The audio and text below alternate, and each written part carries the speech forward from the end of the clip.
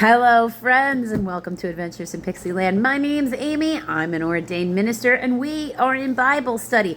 We are in the book of 2 Kings, and we are in chapter 7, picking up with the famine in besieged Samaria, with a direct confrontation from the king of Israel with the prophet Elisha, who has gotten people to, bar the door to keep him safe by telling them in advance that this was going to happen as it was happening.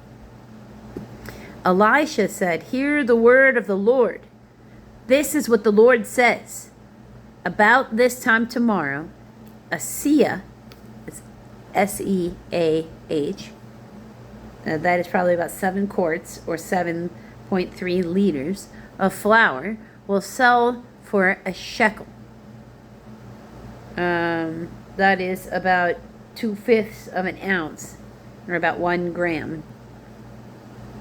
And 2 seahs of barley, that is probably about 13 quarts or 15 liters, for a shekel at the gate of Samaria.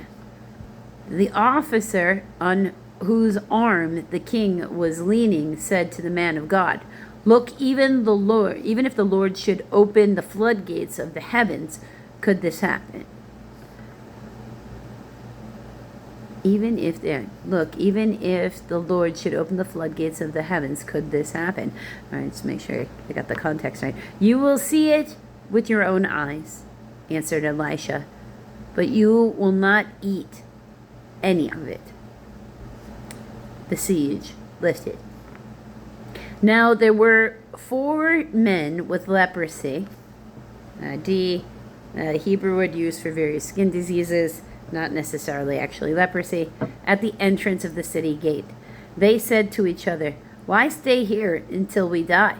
If we say, 'We'll go into the city,' the famine is there, and we will die. And if we stay here, we will die. So let us go over to the camp of the Arameans and surrender. If they spare us, we live. If they kill us, then we die." We're going to die one way or the other. At dusk, they got up and went to the camp of the Arameans. When they reached the edge of the camp, not a man was there, for the Lord had caused the Arameans to hear the sound of chariots, horses, and a great army. So they said to one another, "Look, the king of Israel has hired the Hittites and the Egyptian king to attack us." So they got up and fled in the dark and abandoned their tents, their horses, and donkeys. They left camp as it was and ran for their lives. The men who had leprosy reached the edge of the camp and entered one of the tents. They ate and drank and carried away silver, gold, clothes, and went off and hid them. Then they returned and entered another tent and took some things from it and hid them also. Then they said to each other, "We are not doing right.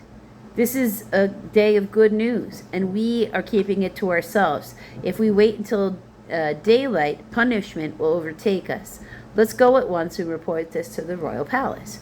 So they went and called out to the city gatekeepers and told them, "We went to the Aramean camp, and not a man is there, not a sound of anyone, only tethered horses and donkeys, and the tents left just as they were."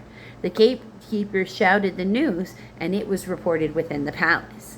The king got up in the night and said to his officers, "I will tell you what the Arameans have done to us. They know we are starving, so they have left the camp to hide in the countryside, thinking they will surely come out, and then we will take them alive and get inside the city." One of his officers answered, "Have some take 5 of the horses that are left in the city. Their plight will be like that of all the Israelites left here. Yes, they will only be like all the Israelites who are doomed. So let us send them out to find out what happened." So if you don't trust them, let's send soldiers we do trust to find out. So they selected 2 chariots with their horses, and the king sent them after the Aramean army. He commanded the drivers, go and find out what happened. They followed them as far as the Jordan, and then they found the whole road strewn with clothing and equipment the Armenians had thrown away in their headlong flight. So the messengers returned and reported to the king. Then the people went out and plundered the camp of the Armenians. So the seahs of flour sold for a shekel, and 2 seahs of barley sold for a shekel, as the Lord had said. Now the king had put the officer on whose arm he leaned in charge of the gate, and the people trampled him in the gateway, and he died, just as the man of God had foretold when the king came down to his house. It happened as the man of God had said to the king.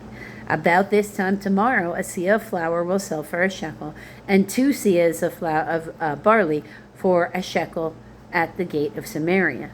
The officer had said to the man of God, look, even if the Lord should open the floodgates of heaven, could this happen? The man of God had replied, you will see it with your own eyes, but you will not eat of any of it. And that is exactly what happened to him. For the people trampled him in the gateway, and he died. They were in such a rush. Think about it, it's like Black Friday deals, only better, because you're starving to death and there's real food out there, and you were just told it's open season. So off they all go to raid and, not be starving anymore. So no more eating babies. Yay! Because let's just never do that again. Yeah, that's even better. I like that. So, if you want to find out what Elisha gets up to next, you're going to have to come back for the next video, friends.